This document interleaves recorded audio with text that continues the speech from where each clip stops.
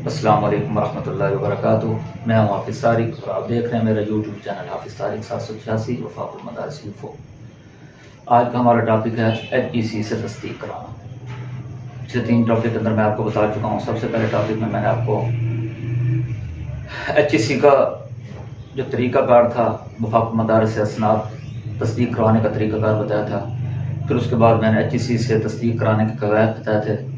پھر اگلا جو ٹاپک تھا میں نے آپ کو لاسٹ ٹاپک کے اندر IBCC سے اٹیسٹیشن کا طریقہ کار بتایا۔ اس کے بعد ہمارا آخری مرحلہ ہے HGC سے ایکویلنسی کروانا۔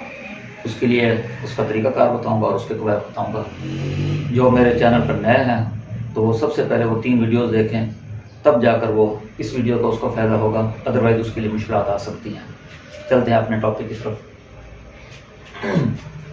وفاق المدارس کی اسناد پر HGC کرانے کا طریقہ سمپل الفاظ میں سمجھاؤں گا۔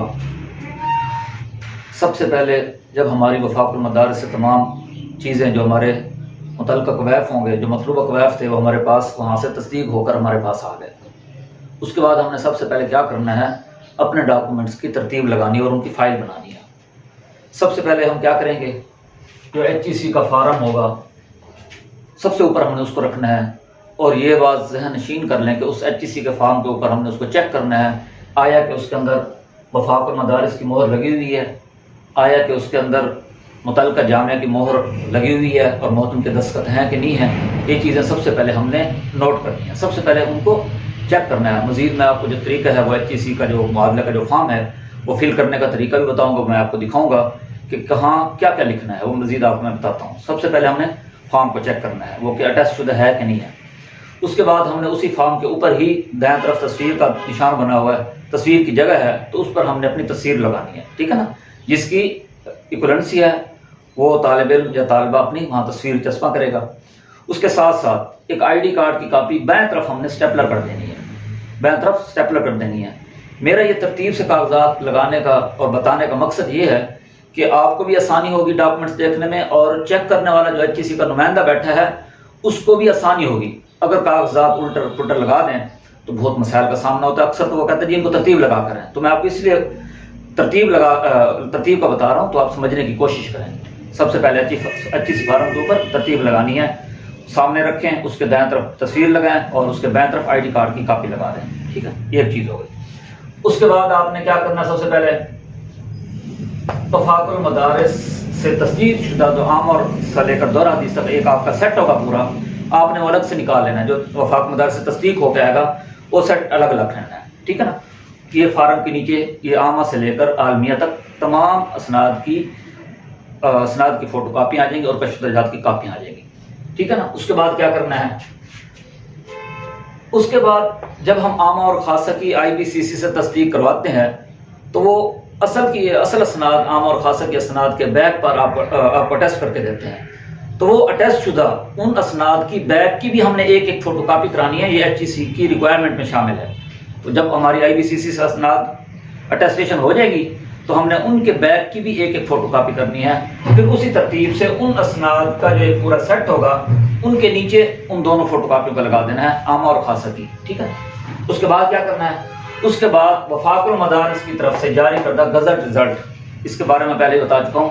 گزٹ رزلٹ اسے کہتے ہیں کہ جہاں آپ کا وہ پیج جب نتائج ایشو کرتا ہے دفتر تو اس میں تمام طلباء کے نام آتے ہیں، تو جس پیج پر آپ کا نام ہوگا وہ آپ کو وہ پیج جاری کریں گے اور آپ کے نام کے سامنے وفاق المدارس کی یا کسی بھی ادارے کی مہر لگی ہوگی، اس کو کہتے ہیں گزٹ رزلٹ۔ تو آپ نے سب سے نیچے کیا کرنا ہے، یہ گزٹ رزلٹ لگانا ہے۔ اب آپ کے یہ ڈاکومنٹس تو ہو گئے کمپلیٹ، پورا سیٹ جو HGC والوں نے اپنے پاس رکھنا ہے، جو آپ نے ان کو دکھانا ہے، ٹھیک ہے نا، یہ ہوگا ہمارا۔ ہاں ایک اور بات، آپ نے یہ تمام 4 اصل اسناد اور کشف و درجات بھی اپنے ساتھ لے کر جانے ہیں، نمبر 1۔ نمبر 2، اپنا اصل ID کارڈ بھی ساتھ لے کر جانا ہے، ٹھیک ہے نا۔ یہ تو ہو گیا پورا سیٹ کاپیوں کا۔ اس کے بعد آپ نے اپنی تمام اصل اسناد اور کشف و درجات اور اس کے ساتھ ساتھ آپ نے اپنا اصل ID کارڈ بھی لے کے جانا ہے۔ اب HGC والے کیا کرتے ہیں، سب سے پہلے وہ آپ کی اوریجنل اسناد دیکھتے ہیں اور آپ کا اصل ID کارڈ دیکھتے ہیں، اس کے بعد وہ ان کاپیز کو چیک کرتے ہیں۔ چیک کرنے کے بعد اپنا ان کی جو تحقیق ہے وہ کرنے کے بعد ان فوٹو کاپیز پر وہ مہریں لگائیں گے آپ کی، بھئی ہم نے ان کے ڈاکومنٹ سین کر لی ہیں، تو آپ کو اوریجنل آپ کو واپس کر دیں گے، ٹھیک ہے نا۔ اب سب سے ضروری بات وہاں سے آپ کے جو جس میں اکثر طلباء جو ہے اور طالبات غلطی کرتے ہیں وہ کیا ہے،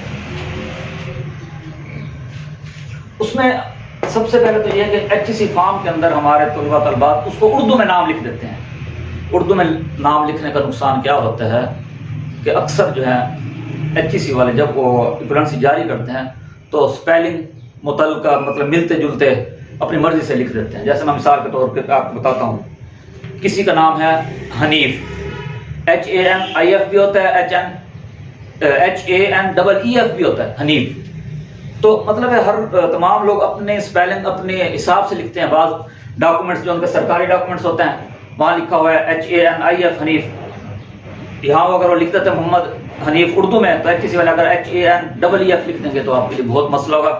پھر سب سے پہلے آپ اپنی ایکولنسی درست کروانی پڑے گی، تو یہ مسائل کا سامنا کرنا پڑ سکتا ہے۔ تو اس کے لیے ضروری کیا ہے کہ آپ اپنے HEC فارم کے اوپر کیا کریں گے، نام جو ہے وہ نام اور ولدیت کوشش کریں کہ انگلش میں ہی لکھیں۔ اردو میں لکھ دیں تو ٹھیک ہے ساتھ، لیکن انگلش میں مسٹ ہے، اس میں اردو میں لکھنے کی ضرورت نہیں ہے۔ ہاں اگر آپ نے لکھنا ہے تو وہ بھی اردو میں بھی لکھنا ہے، لیکن انگلش میں ضرور لکھنا ہے۔ یہ جو میں آپ کو سب سے یہ بہت اہم معلومات دے رہا ہوں۔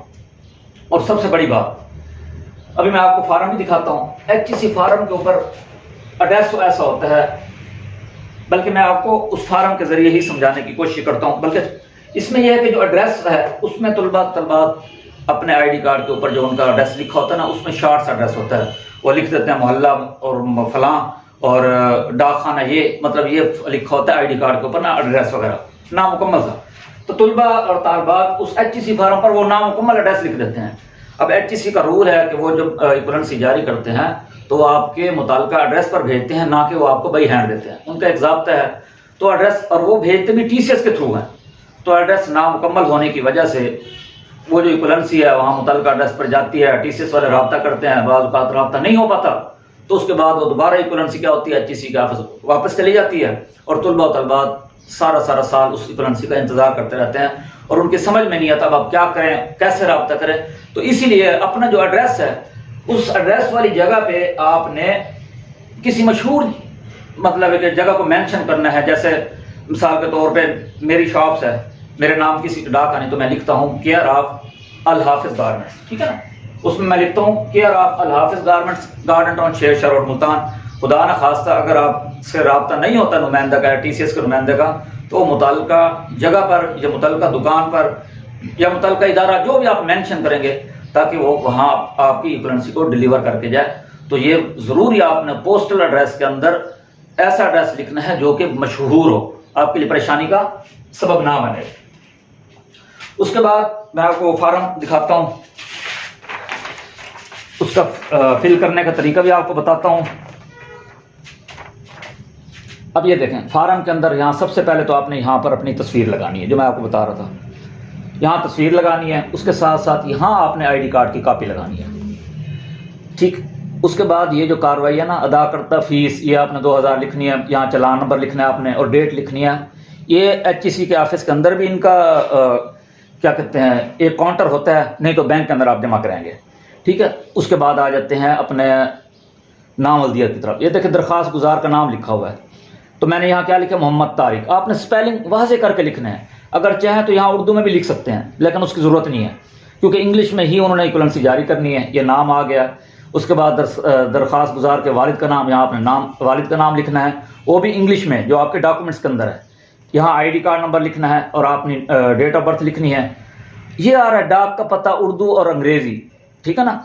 اس میں آپ نے آئی ڈی کارڈ والا اگر وہ بہت مطلب شارٹ سا ایڈریس لکھا ہوا ہے، ڈاک خانے کا ذکر ہے، تو آپ نے یار وہ نہیں لکھنا، آپ نے مشہور جیسے میں نے لکھا ہے care of Al-Hafiz garments, Al-Hanif market, garden town, Sher Shah road, Multan. یہ مطلب میں نے اپنا ایڈریس آپ کو اس لیے بتایا کہ آپ نے بھی اس طرح کا آپ نے اپنا ایڈریس لکھوانا ہے، اس سے ایکولنسی پہ کوئی فرق نہیں پڑے گا۔ آپ یہ مت سوچنا کہ اس پہ ایڈریس یہ لکھا ہوا ہے تو ہمارے لیے کوئی مسائل کا سامنا کوئی، کیونکہ یہ ایڈریس ہے پوسٹل ایڈریس ہے، تو اس لیے پریشان ہونے کی ضرورت نہیں ہے۔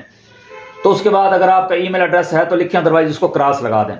یہاں آپ نے اپنا فون موبائل نمبر لکھا ہوا ہے، یہ آپ نے اپنا موبائل نمبر ضرور لکھنا ہے، یہاں میں نے اپنا موبائل نمبر لکھا ہوا ہے، ٹھیک ہے، اگر یہ مسٹ ہے۔ اچھا، اس کے بعد آ جاتا ہے دینی سند کے کویف جس کی معادلت درکار ہے۔ پاس کردہ سند کا نام آپ نے لکھنا ہے عالمیہ، آپ نے رول نمبر دینا ہے جو آپ کا متعلقہ رول نمبر ہو، یہ تو میں نے ویسے سمجھانے کے لیے 786 لکھا ہے۔ یہاں رقم و تسجیل لکھنی ہے، اور رقم و تسجیل وفاق المدارس کی تمام اسناد پر ایک ہی ہوتی ہے، تو وہ آپ نے یہاں رقم و تسجیل لکھیں گے۔ اس کے بعد امتحان پاس کرنے کی تاریخ، یہ آپ نے وہ تاریخ لکھنی ہے جس میں آپ نے عالمیہ پاس کیا ہے، یہ عالمیہ کے پاس کا سن لکھنا ہے، ٹھیک ہے نا۔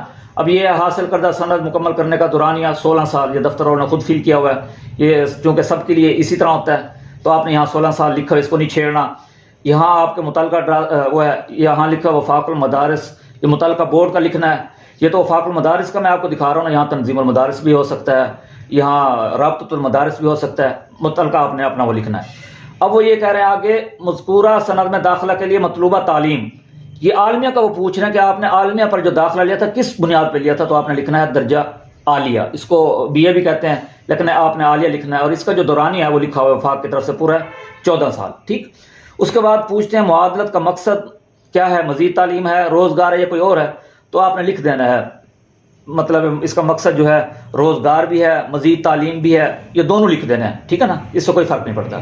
اب وہ کہہ رہے ہیں کہ سند ڈگری جس کی ساتھ معادلت درکار ہے، تو آپ یہاں دفتر والوں نے لکھا ہوا ہے ایم اے اسلامیت ایم اے عربک کے برابر، کیونکہ یہ ایم اے اسلامیت ایم اے عربک کے ایکول ہوتی ہے، تو یہ لکھا ہوا ہے آلریڈی، اس میں لکھنے کی ضرورت نہیں ہے۔ اگر آپ کا کوئی اور ادارہ ہے تو اگر وہاں نہیں لکھا ہوا فارم تو آپ خود لکھ لیں گے۔ اچھا، اب مین چیز یہاں طلباء اکثر غلطی کرتے ہیں، اب یہاں کیا سرٹیفکیٹ کا نام، پاس کرنے کا سال اور متعلقہ بورڈ۔ اب دیکھیں شہادت العامہ آپ نے مثال کے طور پہ 2012 میں پاس کیا تو آپ 2012 لکھیں گے، یہاں وفاق المدارس لکھا ہوا ہے۔ آگے وہ پوچھ رہے ہیں معادلہ آئی بی سی سی برائے ثانوی عامہ، اس میں وہ تاریخ لکھنی ہے جس تاریخ کو آپ نے آئی بی سی سی کروائی تھی، اور اس اٹیسٹیشن کے نیچے ڈیٹ بھی لکھی ہوتی ہے، تو آپ نے وہ یہاں ڈیٹ لکھنی ہے اور آگے لکھ دینا ہے I B C C inter board committee of chairman. اسی طرح شہادت الثانویہ خاصہ ہے، آپ نے سن لکھنا ہے 2014 یا آپ کا جو بھی سن ہو، یہ وفاق مدارس آلریڈی لکھا ہوا ہے۔ پھر یہاں بھی وہی لکھنا ہے کہ جس ڈیٹ کی آپ کی آئی بی سی سی کی اٹیسٹیشن ہوگی وہاں ڈیٹ لکھی ہوئی ہوگی، تو آپ نے وہاں وہ ڈیٹ لکھنی ہے، اور یہاں کیا کریں inter board committee of chairman یہ لکھ دینا ہے۔